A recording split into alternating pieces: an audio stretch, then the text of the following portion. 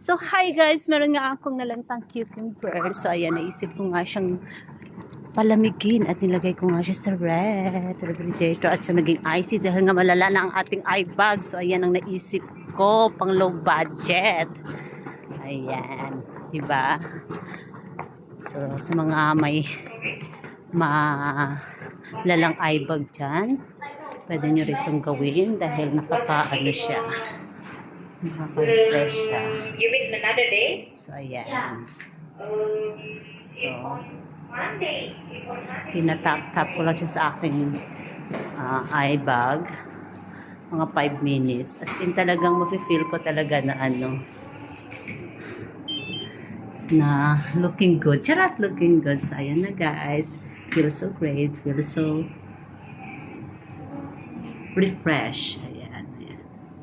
Doon dyan sa mga namumugtong mata, sa mga broken hearted, pwede mo rin itong gawin.